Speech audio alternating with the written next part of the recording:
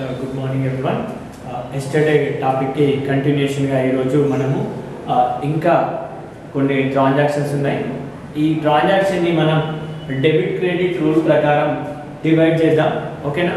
What is comes under debit, what is comes under credit. First of all we discuss debit credit rules. Okay, debit credit rules గురించిలో first of all personal account related to persons and artificial persons and representative persons. అంటే ఇందులోపల persons అంటే జనరల్గా ఉండేటువంటి natural persons, రాము కానీ రాజు కానీ ఇట్లాంటి వాళ్ళను జనరల్ పర్సన్స్ అంటారు. ఆర్టిఫిషియల్ పర్సన్స్ ఎస్బిహెచ్ అకౌంట్ కానీ, ఐసిఐసి బ్యాంక్ అకౌంట్ కానీ, లేదంటే ఏదైనా కంపెనీ పేరు, name of the company, artificial person. Representative person is commission received, commission paid. అంటే కమిషన్ రిసీవ్ చేసుకోవడానికి ఒక పర్సన్ ఉంటాడు, కమిషన్ పే చేయడానికి ఒక పర్సన్ ఉంటాడు. అంటే సర్టెన్ ఐటమ్ను రిసీవ్ చేసుకునే పర్సన్ గురించి మనం ఇక్కడ రిప్రజెంటేటివ్ పర్సన్గా డిస్కస్ చేయవచ్చు. Second of all real account related to assets and properties. Example land and building, cash, assets, computers. These are the real account. Nominal account is related to expenditure, losses, income, gains. Rule debit the personal account rule ఏంటి? Debit the receiver, అంటే company నుంచి ఎవరైనా benefit receive చేసుకుంటే వాడిని debit అనాలి. Second one credit the giver, మన కంపెనీకి out side ఎవరైనా బెనిఫిట్ను గివింగ్ ఇస్తే వాడిని క్రెడిట్ అనాలి. అవుట్ సైడ్ నుంచి వచ్చే బెనిఫిట్ని గివర్ అంటాం, మనం అవుట్ సైడ్ పే చేస్తే దాన్ని రిసీవర్ అంటాం. Then next real account, what comes in debit. ఏదైనా అసెట్ మన ఆర్గనైజేషన్లోకి కమింగ్ వచ్చిందనుకోండి, దాన్ని డెబిట్ చేయాలి. ఏదైనా ఒక asset what comes in, what goes out. ఏదైనా ఒక అసెట్ మన ఆర్గనైజేషన్ నుంచి బయటకు వెళ్ళిపోతే వాట్ గోస్ అవుట్గా మనం ట్రీట్ చేయడం జరుగుతుంది. Here it is nominal account related to expenditure, losses debited, income and gains are credited. Okay, here it is, we divided into parts. Mr. Raju started business with cash rupees 70,000. Mr. Raju అనేటోడు 70,000 rupees తోటి business start చేసిండు. Here it is మన business లోకి ఎవరు benefit ఇస్తున్నారు business start చేయడానికి? Mister Raju is the benefit giver. ఈ giver అనేది ఏ account? Personal account. Personal account rule ప్రకారం గివర్ ఏం చేయాలి? డెబిట్. ఓకేనా? మరి సెకండ్ వన్, బిజినెస్ స్టార్ట్ చేసేటప్పుడు బిజినెస్ లోకి ఏం ఎంటర్ అవుతుంది? క్యాష్ ఎంటర్ అవుతుంది. అంటే 70,000 క్యాష్ అనేది బిజినెస్ లోపలికి రావడం జరుగుతుంది. కమింగ్ గివర్ ఎవడు? Giver is the mister Raju. So cash అనేది asset. Cash asset means coming అంటే డెబిట్. గివర్ అనేటోడు credit.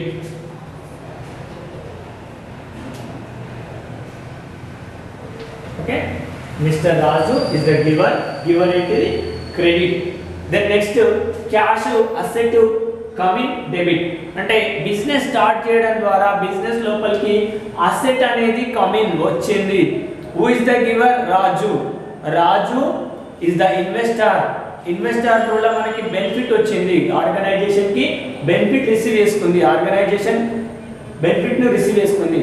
But here it is giver, organisation కి ఇచ్చింది వాడు giver Raju is the personal లో గివర్ క్రెడిట్. మన ఆర్గనైజేషన్ లోకి వచ్చింది ఏంటిది? Asset, coming, debit. Okay, then next purchased computer rupees 15,000. Purchased computer, purchased అంటే expenditure, but here it is indicate one asset name. Asset ను పర్చేజ్ చేసారు. సో అసెట్ పేరు తీసుకోవాలి. అసెట్ కంప్యూటర్ అనేది అసెట్. అంటే ఒక్కసారి పర్చేజ్ చేస్తారు, దాని యూసేజ్ మోర్ దెన్ 1 year. అంటే సింగిల్ టైం పర్చేజ్ చేసి దాన్ని ఆ యూసేజ్ అనేది యూజ్ చేయడం మోర్ దెన్ 1 year ఉంటే దాన్ని అసెట్ అంటారు. ఒక్కసారి కొని దాన్ని కొన్ని సంవత్సరాల పాటు దాన్ని అసెట్గా ట్రీట్ చేయడం జరుగుతుంది. అంటే కంప్యూటర్ ఇస్ ద అసెట్. మరి పర్చేజ్ చేసినప్పుడు అసెట్ అనేది కమింగ్ కమింగ్ రూల్ ఏంటిది డెబిట్. ఏ రూలు రియల్ అకౌంట్ రూల్ ప్రకారం అసెట్ అనేది కమింగ్ కాబట్టి డెబిట్. దెన్ నెక్స్ట్ మనకి మన బిజినెస్ లోకి వెళ్ళి ఒక 15,000 రూపీస్ అనేది క్యాష్, ఈ క్యాష్ అనేది గోస్ అవుట్ అవుతుంది. Cash goes out. ఏ రూలు రియల్ అకౌంట్ రూల్. ఓకేనా. గోస్ అవుట్ ఏంటిది క్రెడిట్. అంటే here it is computer debit, cash credit. అంటే కంప్యూటర్ అనే అసెట్ కమింగ్ మన ఆర్గనైజేషన్ లోకి వస్తుంది. Then at the same time మన దగ్గర నుంచి మన ఆర్గనైజేషన్ నుంచి ఒక 15,000 క్యాష్ అనేది అవుట్ గోయింగ్ అవుతుంది. అంటే అసెట్ బయటకు వెళ్ళిపోతుంది. Goes out credit. అంటే computer debit, cash credit. Then next bought goods అన్న పర్చేజ్ అన్న ఒకటే. So bought and purchases are synonym words. So purchase అనేది మనకి రెగ్యులర్ గా చేస్తాం. సో రెగ్యులర్ గా ఒక బిజినెస్ రన్ కావాలంటే రెగ్యులర్ గా మనం రా మెటీరియల్ పర్చేజ్ చేస్తాం. So purchase here it is expenditure. A rule nominal account rule ప్రకారం ఆల్ ఎక్స్పెండిచర్స్ ఆర్ డెబిటెడ్. అంటే here it is purchase debit. Here it is Shankar for cash అన్నారు. శంకర్ వచ్చింది, for cash వచ్చింది. అంటే cash తీసుకున్నారు. అంటే శంకర్ దగ్గర నుంచి క్యాష్ వచ్చింది. హియర్ ఇట్ ఈస్ నేమ్ ను మనం ఇగ్నోర్ చేసేయాలి. డబ్బులు వచ్చినాయి అంటే ఇది క్రెడిట్ బేస్డ్ ట్రాన్సాక్షన్ కాదు, క్యాష్ ట్రాన్సాక్షన్. సో పర్చేజ్ చేయడం ద్వారా మనకి క్యాష్ అనేది గోస్ అవుట్. పర్చేజ్ చేయడం ద్వారా క్యాష్ అనేది గోస్ అవుట్. ఏ రూలు రియల్ అకౌంట్ రూల్ ప్రకారం గోస్ అవుట్ ఏంటిది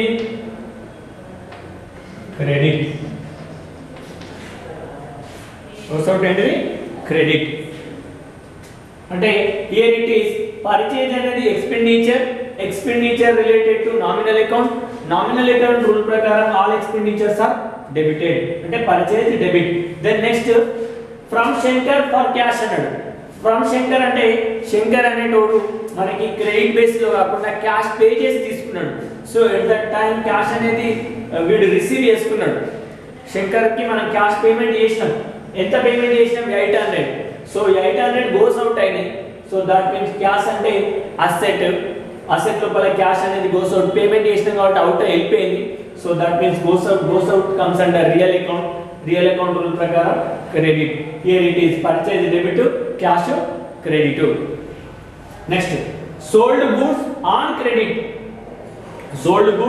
credit to Mahesh.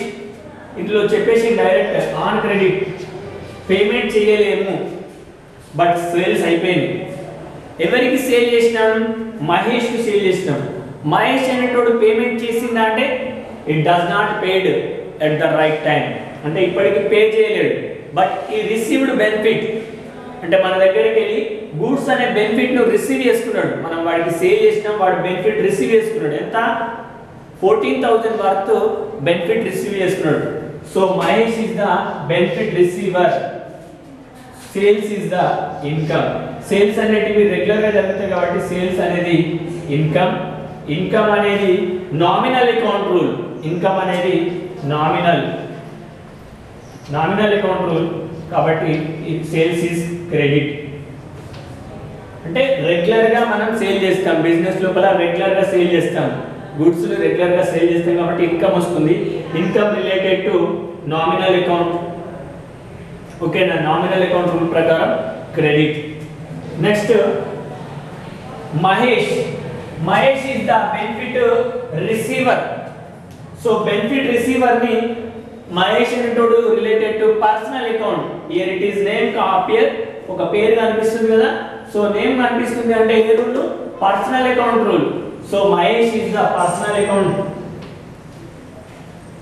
Account rule ప్రకారం ఈజ్ ద రిసీవర్ నేమ్ అనాలి డెబిట్. అంటే sold goods on credit to Mahesh. Mahesh దగ్గరికి వెళ్ళి ప్రెజెంట్ గా బెనిఫిట్ తీసుకోవడం లేదు, బట్ సేల్ చేసినాం. Is the benefit receiver. So at the time Mahesh is the benefit receiver కాబట్టి డెబిట్. పర్సనల్ అకౌంట్ రూల్ ప్రకారం మహేష్ అనేటువంటి డెబిట్. దెన్ నెక్స్ట్ సేల్స్ అంటే ఇన్కమ్. ఇన్కమ్ అనేది nominal account. Nominal account rule ప్రకారం క్రెడిట్ అనేది క్రెడిట్ అవుతుంది. Then next purchased goods for cash rupees 5000. Purchased goods for cash rupees 5000. Purchase అనేది expenditure, regular గా జరుగుతుంది కాబట్టి ఎక్స్పెండిచర్. ఎక్స్పెండిచర్ ఏ account? Nominal. Nominal account rule ప్రకారం ఎక్స్పెండిచర్ ఏం చేయాలి? డెబిట్. మరి ఇక్కడ బెనిఫిట్ ఎవరు ఇచ్చిండ్రు? బెనిఫిట్ లేదు, డైరెక్ట్ మన దగ్గరికి వెళ్ళి క్యాష్ అనేది వెళ్ళిపోయింది. Cash goes out. క్యాష్ అనేది అసెట్. క్యాష్ అనేది అసెట్. ఓకే, క్యాష్ అనేది అసెట్. అసెట్ రూల్ లోపల గోస్ అవుట్ కాబట్టి గోస్ అవుట్ ఏంటిది? క్రెడిట్.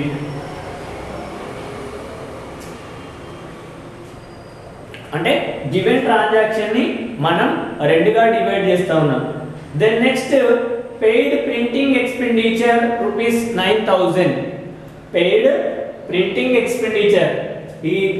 ఈ వర్డ్లోనే కనిపిస్తుంది ఎక్స్పెండిచర్ అని. Expenditure, all expenditures are debited. Expenditure అనే వర్డ్ ఎందులో కనిపిస్తుంది? నామినల్ అకౌంట్ లో కనిపిస్తుంది. నామినల్ అకౌంట్ రూల్ ఏంటిది? డెబిట్. Debit all expenditure. మనం ఎక్స్పెండిచర్ పే చేస్తే మన దగ్గరికి వెళ్ళి క్యాష్ ఎంత వెళ్ళిపోయింది?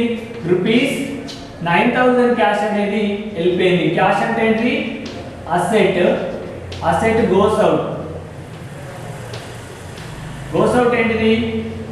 Credit. Okay. Printing expenditure rupees 900. Printing expenditure, ఆ వర్డ్ పక్కన ఎక్స్పెండిచర్ కనిపించింది. ఎక్స్పెండిచర్ అనే వర్డ్ ఇక్కడ మనకి రూల్ లోపల ఎక్కడ కనిపిస్తుంది? నామినల్ అకౌంట్ లో కనిపిస్తుంది. నామినల్ అకౌంట్ లోపల all expenses are debited. So that's why printing expenditure is the expenditure comes under nominal account. Printing expenditure is debited. Next 900 అనేది క్యాష్. ఆ క్యాష్ ని మనం పే చేస్తాం, అంటే క్యాష్ అనేది బయటకు వెళ్ళిపోయింది, గోస్ అవుట్. క్యాష్ అంటే అసెట్. అసెట్ అనేది గోస్ అవుట్, బయటకు వెళ్ళిపోయింది, మన ఆర్గనైజేషన్ నుంచి అవుట్ అయిపోయింది. So that's why goes out is the credit. Here it is rule, real account rule ప్రకారం goes out is the credit. Then next goods return to Shankar an account. Goods return to Shankar. For example, third point లోపల purchase చేసినాం. Purchase చేసినటువంటి goods ని return వచ్చినాయి, return పంపించేసినాం. So here it is purchase return. Purchase return. So మనము third point లోపల చూసినప్పుడు bought goods from Shankar. Shankar దగ్గరికి వెళ్ళి పర్చేజ్ చేసినాం, కొనుకొచ్చినాం. సో మనకి అందులో ఒక 600 వర్త్ ఉన్నటువంటి గూడ్స్ మనకి డ్యామేజ్ అయిందో లేదంటే అన్ఎక్స్పెక్టెడ్ లా ఏదో ఒకటి మిస్టేక్ అయింది. సో దాన్ని రిటర్న్ పంపించేసుకున్నాం. సో రిటర్న్ ఎక్స్పెండిచర్ గా మనము పర్చేజ్ చేసినాం. పర్చేజ్ చేసినప్పుడు ఎక్స్పెండిచర్ అంటే మనకి ఈ ఎక్స్పెండిచర్ అనేది తగ్గుతుందా పెరుగుతుందా? రిటర్న్ చేస్తే ఎక్స్పెండిచర్ అనేది డిక్రీజ్ అవుతుంది. Here it is purchase return income గా ట్రీట్ చేయొచ్చు. వై? బికాస్ అంటే మనం పర్చేజ్ చేసినప్పుడు అమౌంట్ పే చేస్తాం, రిటర్న్ లా మళ్ళీ మన అమౌంట్ మనకు వచ్చేస్తుంది. That's why purchase return is the income. Income related to nominal account. Nominal account rule ప్రకారం ఇన్కమ్ ఏం చేయాలి? క్రెడిట్ చేయాలి. ఓకేనా? మరి ఎవరిచ్చిరా బెనిఫిట్? మనకు ఎవరి దగ్గరికి వెళ్ళి రిసీవ్ చేసుకున్నాం? ఈ బెనిఫిట్ మనము శంకర్ దగ్గరికి వెళ్ళి రిసీవ్ చేసుకున్నాం. Shankar personal account, received benefit debit. అంటే శంకర్ దగ్గరికి వెళ్ళి రిటర్న్ వచ్చినాయి. Shankar is the receiver. అంటే శంకర్కి మనం రిసీవ్ చేసుకున్నాడు, అంటే మనం రిటర్న్ చేయడం ద్వారా ఆ గూడ్స్ ఎవరు రిసీవ్ చేసుకున్నారు, శంకర్ రిసీవ్ చేసుకున్నాడు. That's why Shankar is the receiver, receiver is the debit personal account rule. ఓకేనా. దెన్ నెక్స్ట్ ఫైనల్ గా క్యాష్ సేల్స్. క్యాష్ అనేది అసెట్, సేల్స్ అనేది ఇన్కమ్. సేల్ చేస్తే ఇన్కమ్ వస్తుందా పోతుందా, సేల్ చేయడం ద్వారా ఇన్కమ్ అనేది కమింగ్. ఓకేనా. సేల్ చేయడం ద్వారా మనకి రెగ్యులర్ గా సేల్ చేయడం ద్వారా ఇన్కమ్, అంటే ఇక్కడ క్యాష్ అనేది రెగ్యులర్ గా రావడం జరుగుతుంది. So it is comes in debit. Sale అనేది ఇన్కమ్ కాబట్టి క్రెడిట్. ఏ rule, nominal account rule. Nominal account rule ప్రకారం sales is the credit, asset is the debit coming out. Final గా కమిషన్ రిసీవ్డ్ రూపీస్ 150. కమిషన్ ని receive చేసుకుంటారు. ఓకేనా. ఒక outsider person commission ని రిసీవ్ చేసుకుంటుండు. సో కమిషన్ రిసీవ్డ్ అనేది మనకి ఇన్కమ్.